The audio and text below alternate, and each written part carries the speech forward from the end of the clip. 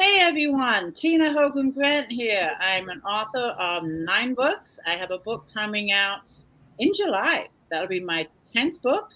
And what I like to do is twice a month do a Cuppa A Natter with authors. I invite them into my home and we talk about books, we talk about writing, we talk about what we're working on and whatever comes to mind. I'm in California and it's sunny. It's about, I don't know, 70 degrees. 5 o'clock in the evening, and tonight Stephanie Fields is joining me. How are you doing? Good, thank you. Hi, everybody. I am so happy to have you. I'm thrilled to have you. And you are joining us from which state? I'm in Texas. I love, that is one state I really want to visit. I do. It's really hot right now. Really hot. You wouldn't want to go right now. What's the temperature today? Oh my gosh, it's like almost 90. Oh, that's hot. I'm in California. Yeah. I'm in the mountains, so I don't get that California. Well, I guess I do in July or August. But I don't know. I just like the Texas people. They just seem laid back, friendly. You have a strong accent. Have you been there your whole life? A lot of people say that. A lot of people don't think I'm from Texas, but born and raised. Really? Yeah. Wow. Okay. All right. Well, one day if I ever make it to Texas, we got to get together. Really. Okay. I would love to. But we're here to talk about your book, Willow's Flame. Now, when did that book come out? September 31st of 2021. Oh, so recent, like in the last 6 months. Yes. Well, congratulations with that one. I'm gonna put that. Thank you. Yes. Before we get talking about your book, I do want to say hello to a few readers, and then I'm going to have you just give us a little background on you. We know you're from Texas, but maybe your family, whatever you want to share with the world. Okay. But let's say hello to a few people. We got a lot of people joining us. We have Karen Wright, Barbara Miller, Katie Mursky, Lori Chasko, Teresa Moye, Darlene Johnson. Let me see. If you have questions for Stephanie, go ahead and put them in the comments. I would try and get to as many as I can. Sherry Brown is here. They're all saying hello. They want to hear about your book, Stephanie. So give us a little background on you away from being an author. Okay. I am married for 8 years now. I have 2 little girls, an 8-year-old and a 16-year-old. So big age gap. Summer just started. So yay, they're at home full time now. And I used to teach English language arts and reading. And before that, I was a caseworker for Child Protective Services. Before that, I ran a nonprofit for the homeless. And anyways, yeah, so I've always just kept really busy and just, anyways, yeah. And this is my first book. I have a children's book that I self-published in 2015, and then got busy on all of my other stuff that I was just talking about, and then started like self-publishing little short stories. And then this one, a small press picked up in September. Congratulations. How exciting. So let's see the book, Willow's Flame. I love the cover. Thank you. And this is trying to get to where there's no glare. There we go. And it's picked up by a publisher. So what inspired this book? I'm going to be reading the description about halfway through our chat. And it's a very intriguing description. So just give us a little background on what inspired this book. Okay, so I really like to read a lot of psychological, creepy, domestic type of thriller books. And then that's all the type of movies and shows that I like to watch too. So the characters really have been inspired by a lot of different types of sort of like the creepy type of characters you see on Lifetime movies and like Joe Goldberg on Netflix series. And so, yeah, so really creepy book characters and movie Netflix characters really inspired the types of characters. And I've always wanted to write a book. So, yeah. So, so it's been inspired by just a lot of the types of stuff that I've read and watched over the time and stuff like that. Now, is this a standalone or is it going to be a series? So it's going to be a series. I'm actually getting close to being done with the rough draft of the second Willows Flame, and it's not going to be called Willows Flame 2. I'm thinking I want it to be called Willow's Crush.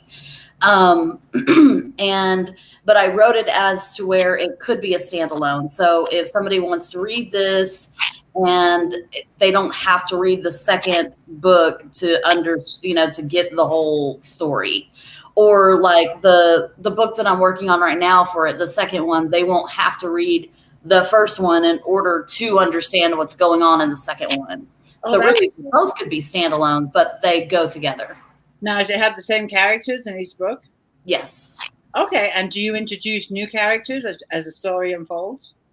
Or is it just about the characters from book 1 to book 2, same characters, or are new ones introduced? Oh, you kind of cut out there for a second. What was your question? The internet giving me a problem here. Are any new characters introduced into the next book? Or yes. There is. Yeah, so some of them are not going to be coming back because some of them are dead. But and then some of them they're going to be coming back, and then some of them there's going to be a new character. Sorry, yeah, there's going to be new characters in the sequel. Now I want to know who dies. I can't tell you that part. You can't tell us that part, can you? No, you can't. And what genre is this book? It's a psychological domestic thriller. Okay, and you say that you've already completed book 2. Do you think there'll be more after this? Well, I have another book that is not part of the sequel that I'm working on as well, and that one's it's over halfway done before I'm done with the rough draft. That one is, I'm not really too sure what the genre would be for that one, but it's sort of like it's a thriller for sure. It's a suspense thriller. So, but it's sort of like a devastating type of read. But that other book that I'm working on is called I Am Rotten, and it doesn't have to do with Willow's Flame or Willow's Crush. Totally separate. And is that one going to be a standalone, or do you think it will be? Yes. So as far as Willow's Flames go, you've got 2 books, one out, one in the works. Do you think there'll be a third one in the Willow's Flame? I don't know. I was actually thinking about that earlier. I don't know yet. You know what? Ask your readers. Your readers will let you know. And do you have a group? Do you have a reading group on Facebook or anywhere?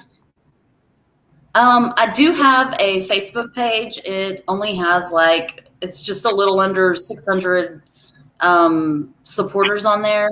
But I do have TikTok, which I've got almost 8,000 followers on there. But I haven't posted on TikTok in a while because it does take a lot of energy and time, and then you've got to record, re-record, and all of that stuff. And basically the thing is I'm working really hard on my books right now, and I just don't want to take away from that. But then I also have an Instagram as well, and that has a 4,500 supporters. A lot of followers. Just a thought that, if the readers that have read book 1 and 2, just kind of get their feedback and see if they would like to have a book 3. Okay. If you've got a story, up here, then I would definitely go for it. I really would. If your readers say yes, then do what the readers would like. I think that would be pretty cool. Mm-hmm. I want to just take a minute. We have some more people joining us. Okay. Lloyd Chasco says thrillers are interesting. Hold on one second. I got a question here from Karen. She's asking, what is your favorite genre to read? It's probably what you like. Psychological thrillers for sure. Yeah. Are you reading a book right now? I am. I'm actually reading a book called Dear Violet.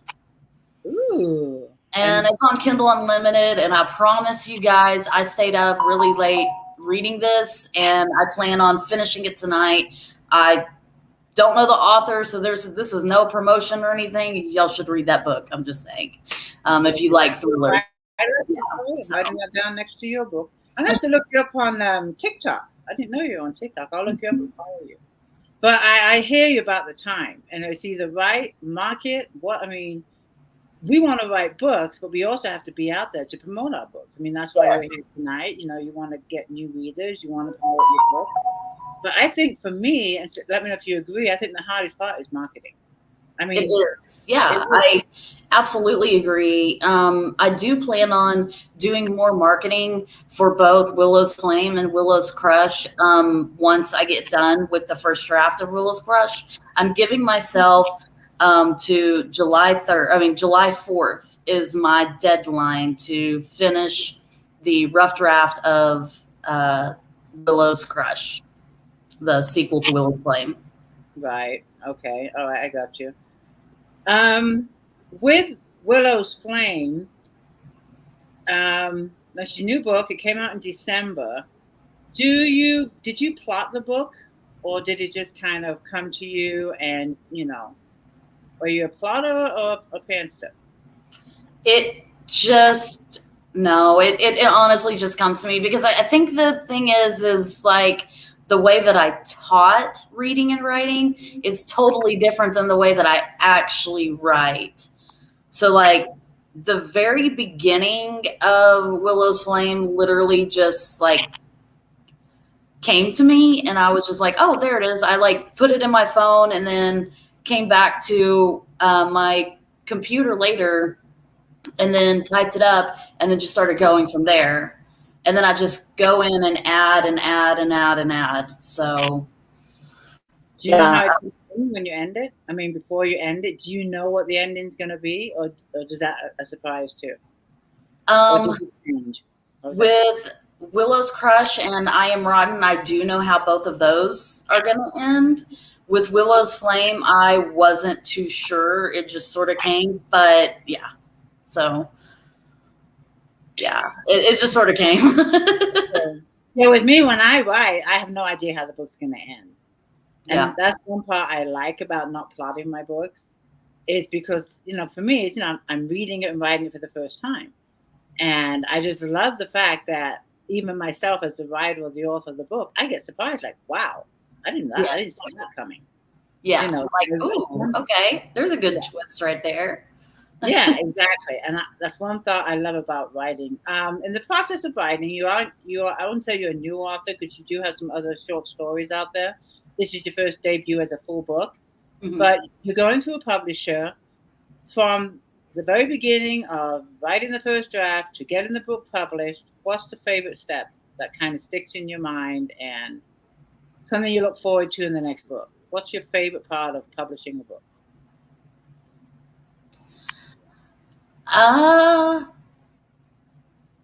Okay. I mean, this is probably just a given, but like whenever it's like, okay, go time, it's ready. We know it's done. Like it's time to publish. It's, it's the editing's done and all of that stuff. Like that's whenever it's like, whoa, this is real. This has come together and I have a book cover for it and all that stuff. Like everything just sort of comes together. And I think that's my favorite part, is seeing that everything matches. Right. And then holding that book in your hand for the first time. Do what? Yes. Holding the book in your hand for the first time. Yes. Did you have any insight on the cover? Because the cover's beautiful. I love the colors. I love the woman on the front. Hold it up one time for our readers so they can see it. Okay. So I did not design it. Like I didn't create it. I didn't make this. The book designer over at Pennant Publications did, but I did show them exactly how I wanted the half face to be, that I wanted the the character, to resemble the main character in the book, and that I wanted fire to be all around her. So I had you had a little insight. A lot of insight on it. Good. I was very, very particular about the book cover. Like I freaked out whenever I finally got done and was like, oh my God, like it's like, I don't know, the book cover part is so fun. Well, I like the fact that they let you have some input, because many publishers do not. They say, here's your cover, hope you like it, and you stuck with it, you know. Yeah. So I was really happy to hear that, you know, you did get some input. And I'm sure you will with the next one. I'm curious, with series, they tend to do them similar, so a reader will know, you know, that it's a series. So I'm curious to see what they do with book 2. Have you any insight at all yet? Yeah, I do have an idea of what I want to happen. I know for sure that what I would like is to have the other book to complete her face. Oh, when you put it side by side, it's her whole face. Oh, I love that idea. But I don't know what else. Right there's a great start. That's perfect. Yes. I would never have thought of that one. Now you said that, and I don't want you to give anything away. But some of your someone we don't know of your characters died. I'm really dying to know who now. But do you have a favorite character? Yeah, I think I do. Pauline. He died or anything. Just why you know they're a favorite character of yours? Yeah, Pauline is the nosy neighbor. And she's just a kooky old nosy neighbor, and I just really like her. I like her character. She's a pill popper, and you know, she just you know, just watches a little bit too much of what's going on, listens a little bit too closely of what's going on, and you know, her point of view and everything. And so yeah, she was a lot of fun to write. I have a neighbor like that. I think a lot of us do. I feel like we all kind of know a Pauline from this book. I feel like we all kind of know one of those. But yeah. In fact, Lori has a question here. It will come up. Here we go. Are any of your characters based on people you actually know? Is it Pauline? I'm sorry, you said Pauline, right? Yeah. Is she based on one of your neighbors? No, but I feel like every character in this book I have met in one way or another in real life. Yes. I'm not saying that they are based off of real people and that their names match them and all of that. No, but I think I have, you know, I know somebody who's like each one of these characters in the book. Okay. So a little bit of something is put in each little bit of the characters. That's cool. Yeah. I think I do that too, but I don't see it until after I've written the book. Sometimes it's intentionally. I mean, but some of it is like, wait a minute, that reminds me of somebody, and then it'll click. Like, oh, okay. And a few of my characters from the Isabella series, I see a little bit of some friends of mine and stuff that I didn't really pick up on while I was writing the book. I put them in there. Is writing your full-time career now? Are you still teaching or going to school? Because I did see in your bio on Amazon that you were studying. You're doing some studying. Are you still doing that, going to classes? No, I'm not. I'm taking a break from school. I'm not teaching anymore. And I am focusing full-time on writing and staying at home. So yeah, that's what I've been doing, and just doing, you know, some other types of like online jobs and stuff like that. So I fully work from home, and I love that. You have a 16-year-old. Yes. My hat's off to you, number one, for raising a teenager. I went through it, and it's like, oh. So my hat's off to you on that one. Thank you. Is there an age that you? Because you said your book is creepy. I'm not sure that's the right word to describe it. Creepy, thriller. Is there an age limit that you would say for someone to read your book? Well, I mean, the youngest age that I've seen that has read it is a 10th grader. And she actually got it as a Christmas present from her mom. And I mean, I would say that it can be considered as YA and it can be considered as adult. So, Okay. Has your daughter read it, or is she interested in reading it? she's interested in reading the audio. I'm going to make her read the audio. Okay, that works. That works. Oh, She's good. not a big time reader, so Well, we can check. but she'll listen to it, and she likes creepy stuff like this. The type of creepy, psychopathic type of narrators and characters. So she's into that kind of stuff. So I know she'll enjoy it. So she's at school, and then you have an 8-year-old, and they both go to school. Or do you homeschool? Oh no, I do not homeschool. No, no. They just got out of school for the summer. Oh wow, already? Yes, I should know that because I have 2 grandkids in school, and I have no idea if they're. I guess they're out of school too. Mm-hmm. Well, now know. So, do you have a schedule while the kids are in school? I mean, do you treat it like a full-time job? You sit down at this time, you do your writing, your marketing, or whatever you do for the day. Do you have a schedule every day that something you want to accomplish? Give us a little insight on how your day is when the kids are in school. Sorry, my teenager just walked past. Hello. Anyways, speaking of her, but anyways, so when the kids were in school, I would take them to school, to come back home, get my coffee going. I don't know about you guys, but I have to wake up. I am not one of those people that can just sit down and start typing away. Like some people can do that, and I don't know how they can do that. I have to wake up. So anyways, I would wake up, get some, household chores done, get laundry done, stuff like that going and stuff like that. Sit down, get a word count in. Although I don't always just say, okay, well, I'm going to, make sure that I write 1,000 words today and then only stick with that. Sometimes I could go over, so, and I love those days whenever I get to go over. And then after I get through writing, I do some marketing on TikTok, on Facebook, on Instagram, anywhere that I possibly can. And just look up different types of ways to get it out there. And so that's what I do. And by the time I'm done like writing and marketing and all of that stuff, it's usually time for the kids to come home from school. And that's it. Day's over.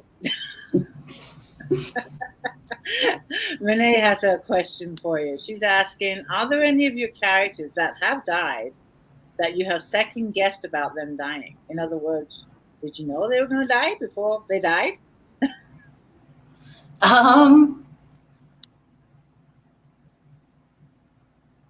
Not any that I second guessed, regretted or anything like that after it was published. But I guess as I was writing it, like Tina said, did I know that they were going to die before they died?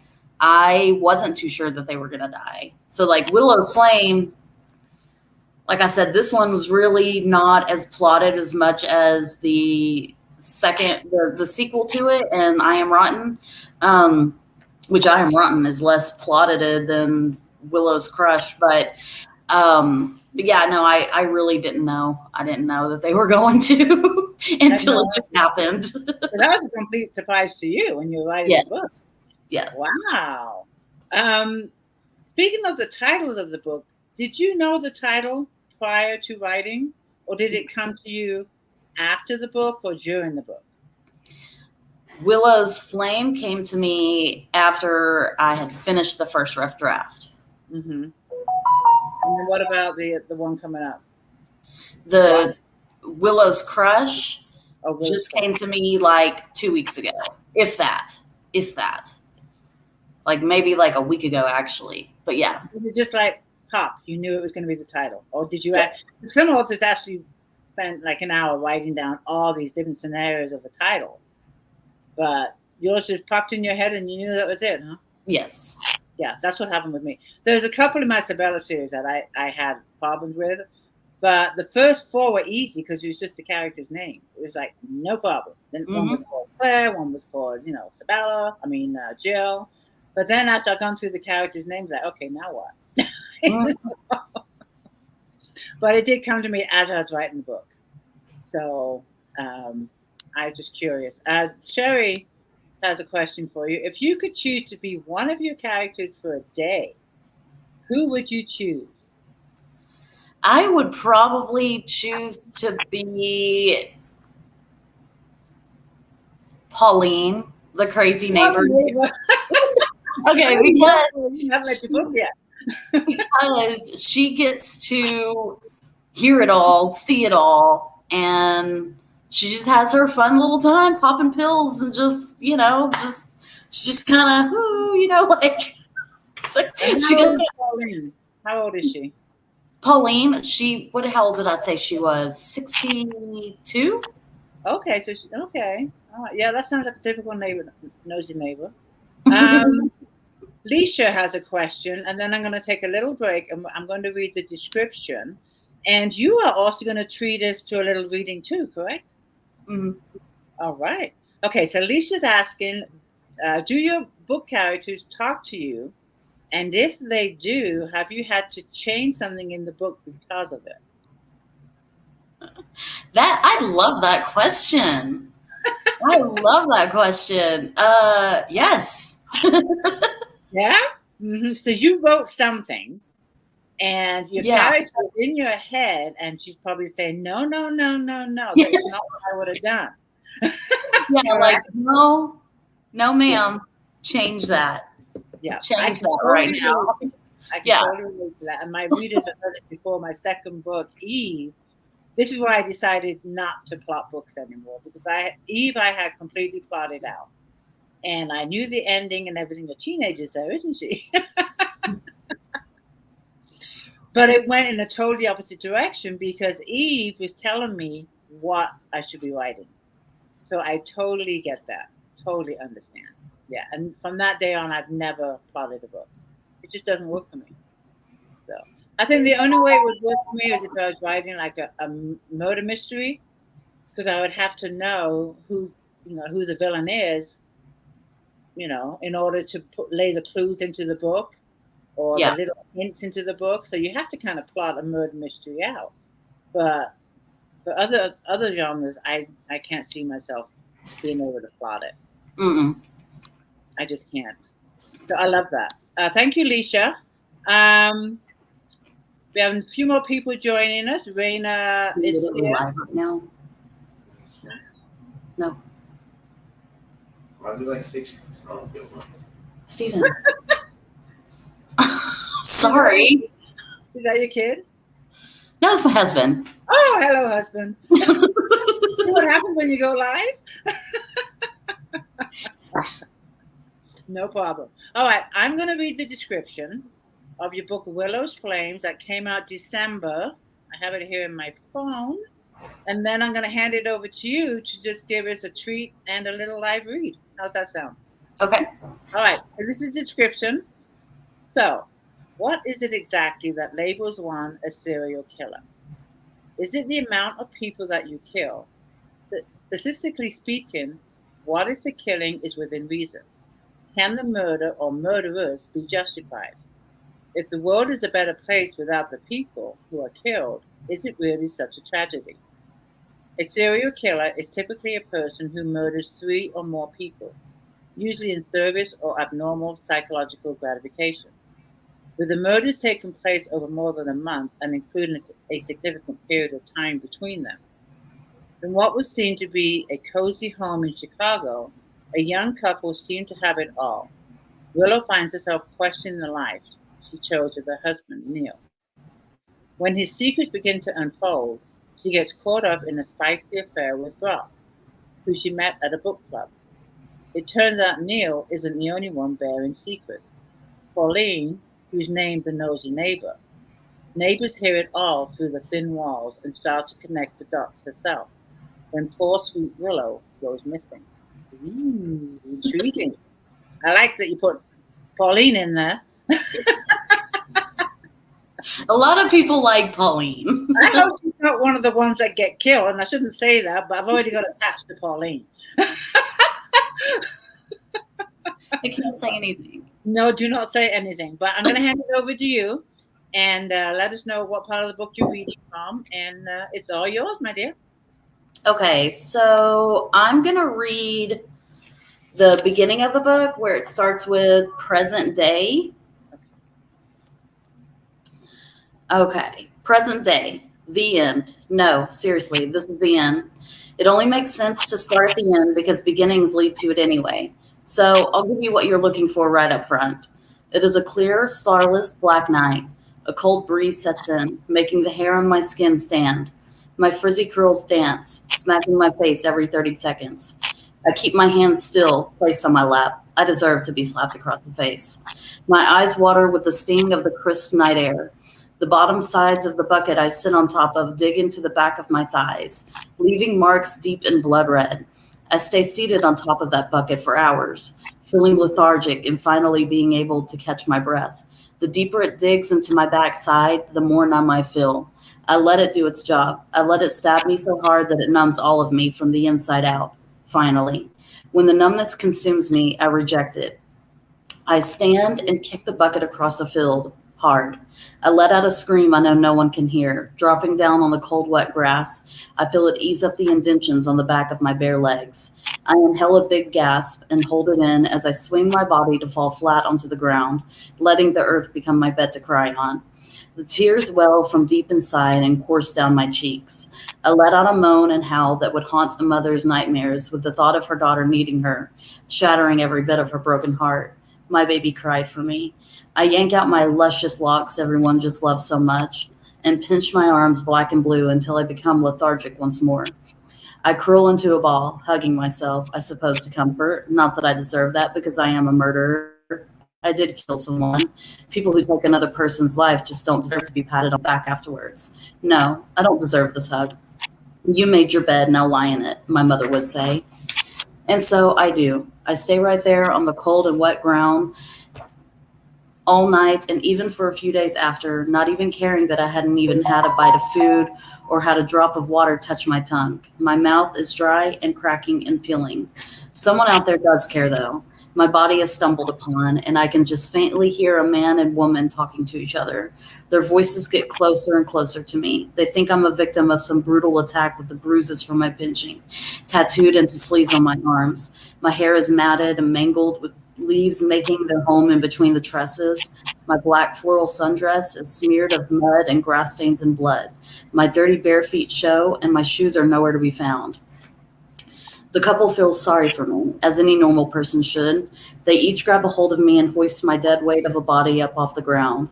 They walk me to their car. They're talking to me, but I can't make out what they say. The day is too loud and bright.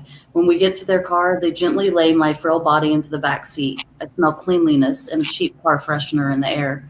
The stains I'll leave behind on their pearl white seats will tell a sad story indeed. What's your name? The woman asks, but I don't answer her. I'm not trying to be rebellious against them, like a child who refuses to answer their parents' or teachers' questions. I stay quiet, though. I'm just freezing and starving and weak.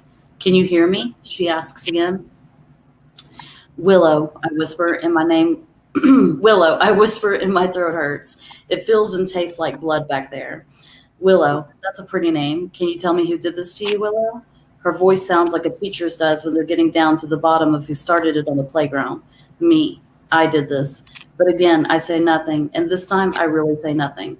I press and hold my lips together, close my eyes, and fall asleep because that's all my weak body can do. I'm awakened by a needle piercing into a vein on my arm. I lay there lifeless, letting the doctors and nurses poke and prod at me however they like.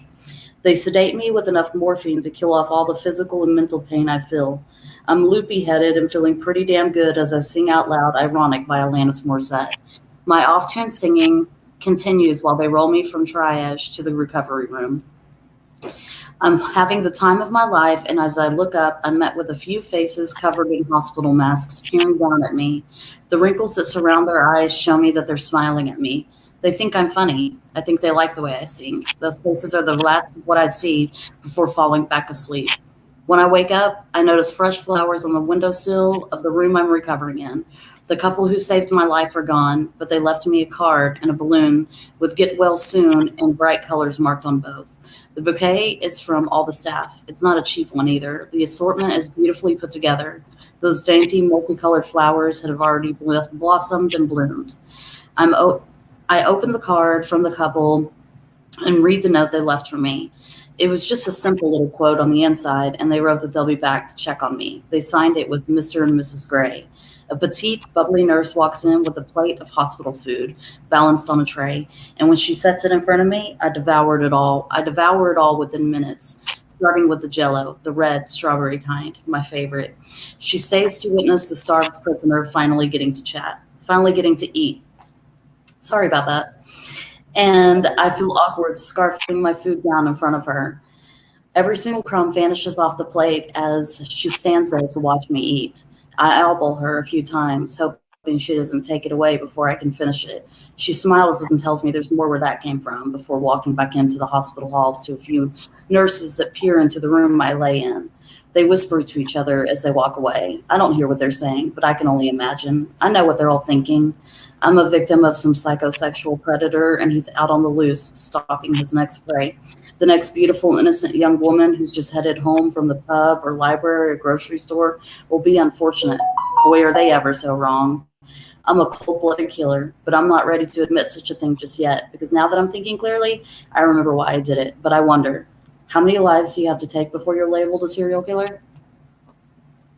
Wow, very intriguing. That is the opening of the book, correct? Yes. That's the first chapter. Yes. Well, you've got me, and you've got a few readers here. I'm going to put up some of the comments from your reading. One says, so descriptive. Renee says that it's scary. And then we have Rachel. It's great. I just want to give you a few feedbacks. Teresa, she says, sounds like a great book. Karen says, oh my God, I am hooked and want more. Keep reading. Very good. I'm intrigued. There's a lot of comments. They all enjoyed it. Here's another one from Sherry. That definitely will be a page turner for sure. Vicky says, I'm hooked. And then we have another one here saying very descriptive from another Sherry. Thank you so much for reading to us. What a treat. Thank you, everybody, for the nice comments. Yes, very intrigued. I'm definitely intrigued by this. I like the fact that you wrote it in first person. For some reason, I wasn't expecting that. Is there a reason why you chose to write it in first person? I mean, I personally like first person when I read books. Actually, the entire book is written in different points of view, and it switches from first person, from Willow's point of view, right, to first person of other characters, and it also switches from first person to third person as well. And it's interesting. I'm glad that a lot of people enjoy that and like that, because they say that it actually helps them to stay focused. And so I'm glad, because it helped me to stay focused on my writings. but yeah. Wow. So you have first and third person in one book. That's unique. I don't see that too often. So I like that. I have a squirrel. I'm sorry. You get distracted by your husband. I get distracted by the squirrel. I post the squirrel a lot on my Facebook page. But yesterday he was stretching and he's all over the place. I'm sorry. He comes every day and he's a character. I should call him Toby now. He has a name. But he's outside my window and he's hanging from the feeder. Okay. He just fell off. Never mind. Okay. What was I going to talk to you about? Squirrel distracted me. All right.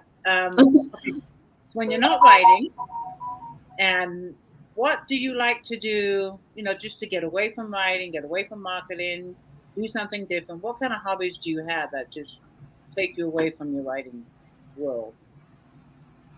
I would say, I really love to read. I read a lot. But I guess a lot of people would say that would just kind of go hand in hand with writing.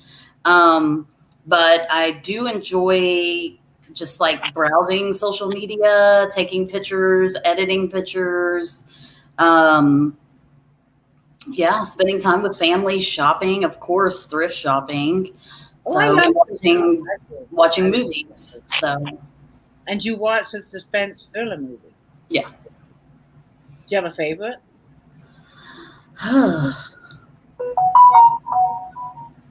Sorry, my phone is. I feel like it's loud. Do I have a favorite? I don't have a favorite. I don't think I don't have a favorite. Nothing. No, I just anything I can find that's creepy, like not in the sense of like, I mean, I like paranormal and stuff like that, but if it's got like a creepy, character that's like psychopathic, like stuff like that, anything I can find that's like that, I am like all over. I love, and I'm glad my husband enjoys that too, because he will get into it too with me. So we'll watch all kinds of movies. Do you watch any horror movies? Are you a horror movie fan? Yeah, I'll watch some horror movies too. See, I can't do those. I can't do those. I can't do gory.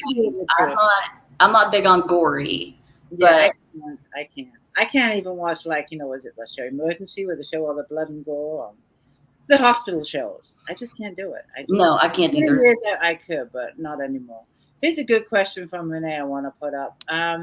She's asking, are there any authors that inspired you before you started writing?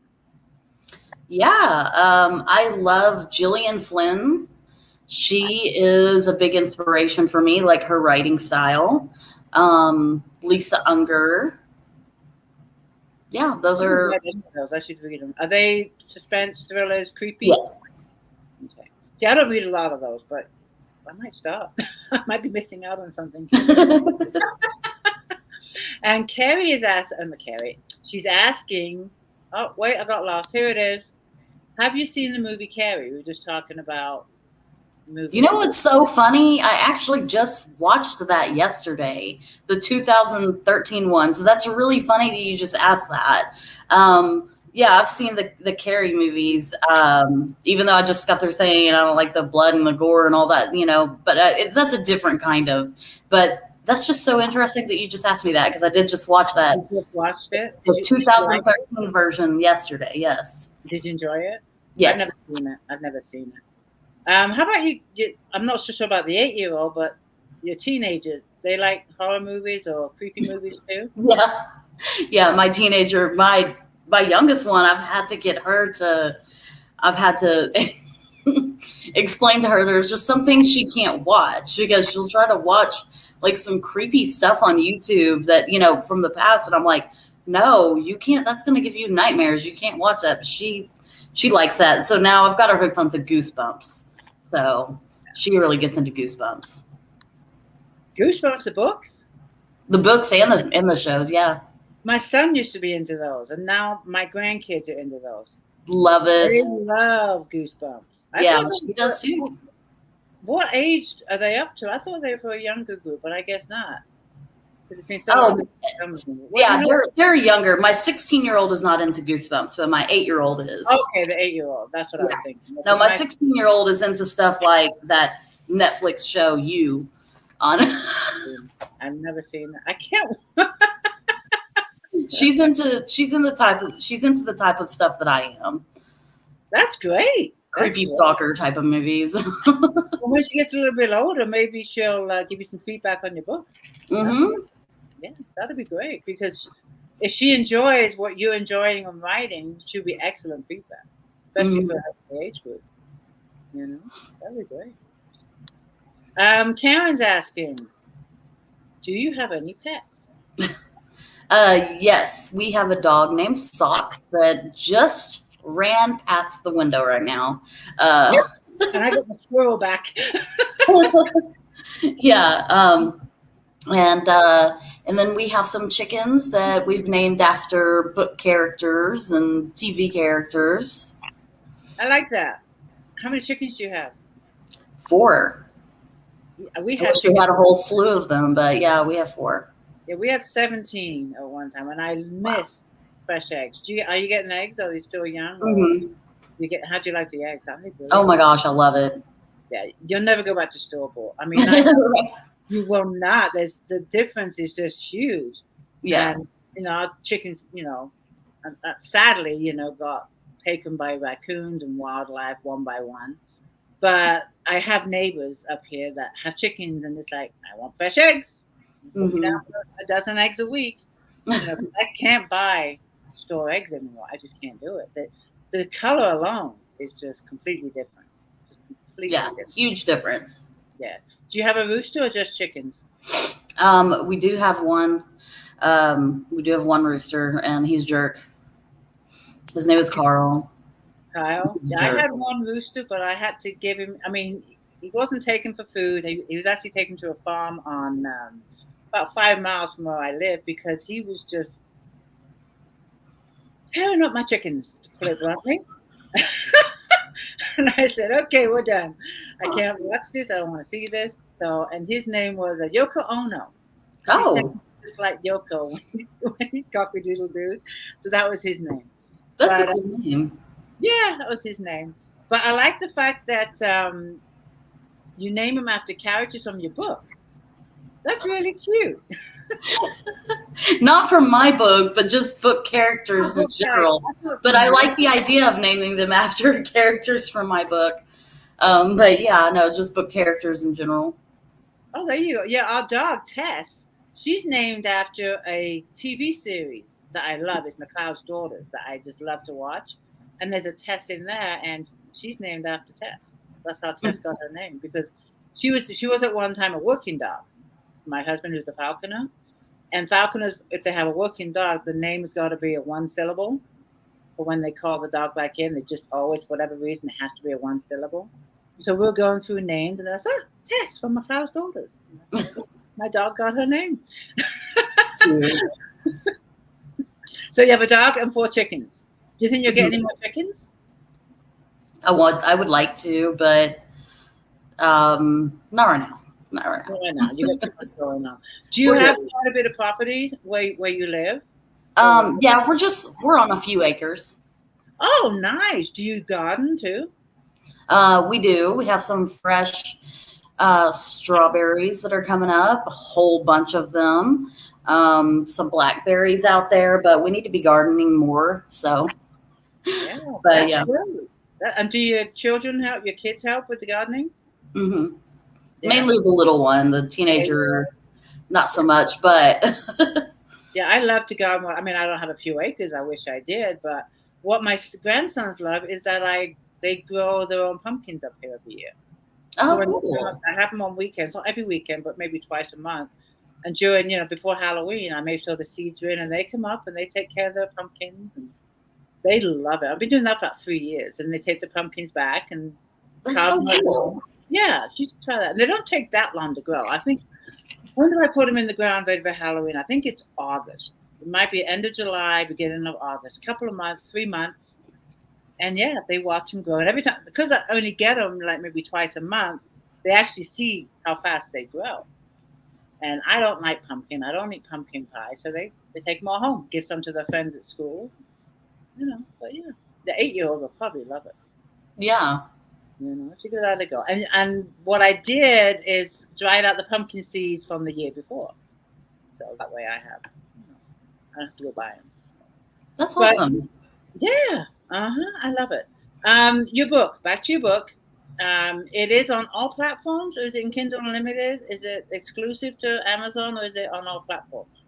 It is on all platforms, except for I'm not too sure why I haven't seen it on Barnes & Noble, but it's everywhere else. But for some reason, the last time I checked, which was just a few days ago, it's not on Barnes & Noble. I don't know what that's about, but I'm going to talk to my publisher and see again. But it is available on like Books A Million, Amazon, Audible. And probably worldwide. Do what? Probably Amazon UK, Amazon Germany. It's yes. Too. Yeah. Yes. Yeah. And it is available for free on Kindle Unlimited. Oh, so you are in Kindle Unlimited? Yes.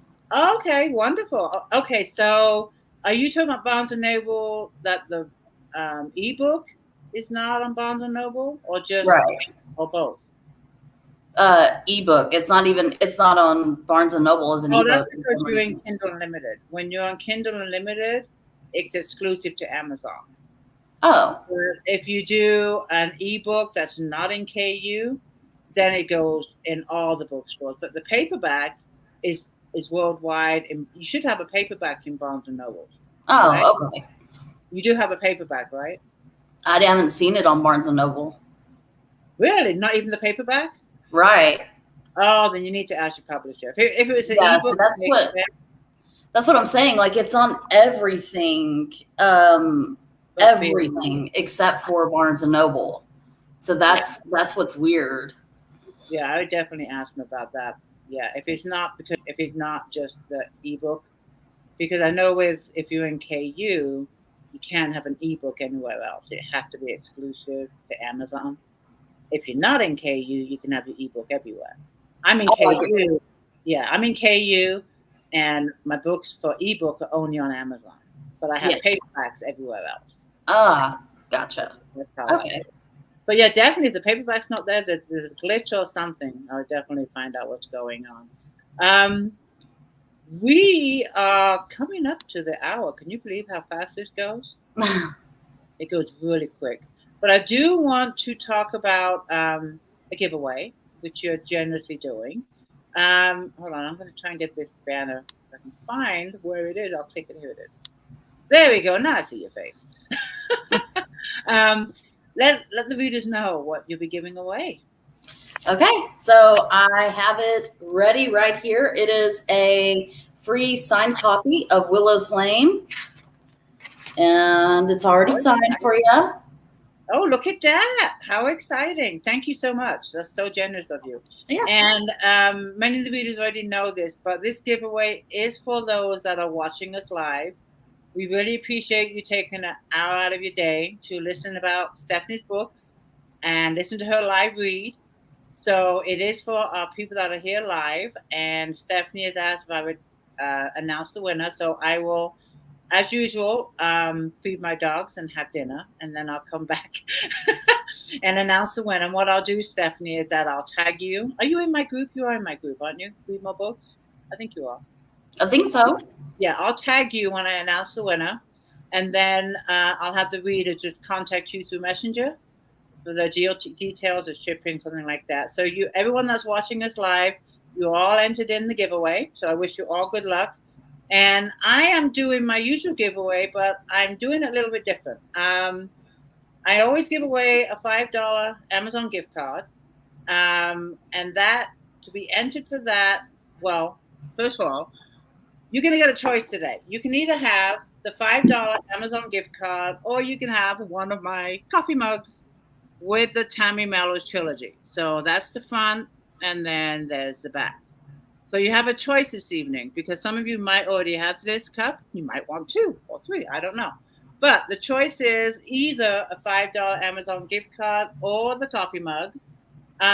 You're all entered into it. But if you go to my author page and you share this video in your favorite groups, on your page, with your friends, then you have a double entry. So you get an extra entry from the drawing if you share it. So that's how I'm doing it this week. I also, before we go off, I want to let everyone know that Friday of this week, which I think is the 3rd, it'd be my turn to be interviewed. I'm going to be interviewed by Anne Perot. She is going to be interviewing me 9 o'clock.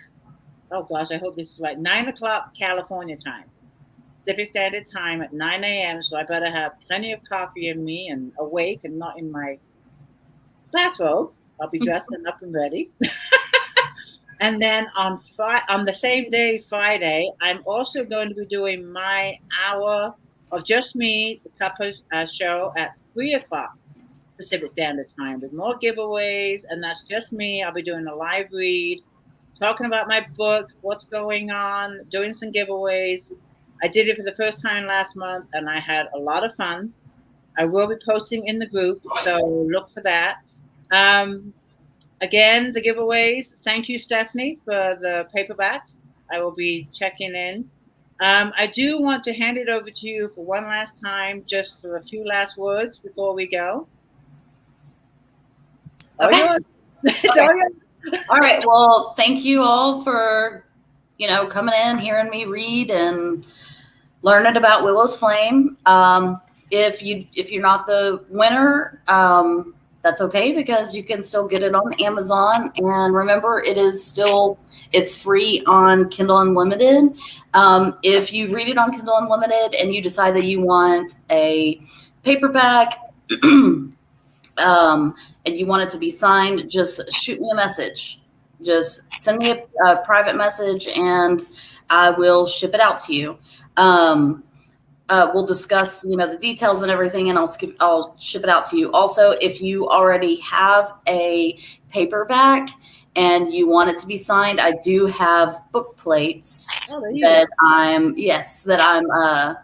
I'm also, sending out as well too. So perfect. Email me or send me a message about the details of that, and we'll get you hooked up. Perfect. And I did see a question there. I apologize. I don't know who wrote it, but someone was asking, when is book 2 coming out? Do you have a release date for that one? I don't have a release date just yet. Like I said, I have, the July 4th is whenever I'm giving myself the deadline for the rough draft to be finished and to be sent for editing. So. Perfect. Well, let us know when it comes out, and we'll have to get you back on. Yes. Just reach out to me. It's been a pleasure. This has been fascinating. Your book sounds really intriguing. And to all the readers that join us every week, thank you so much for being here with us. I appreciate every one of you. And I'll be announcing the winners in a couple hours after my dinner and the dog's dinner. Good night, everybody. Thank you so much. Bye.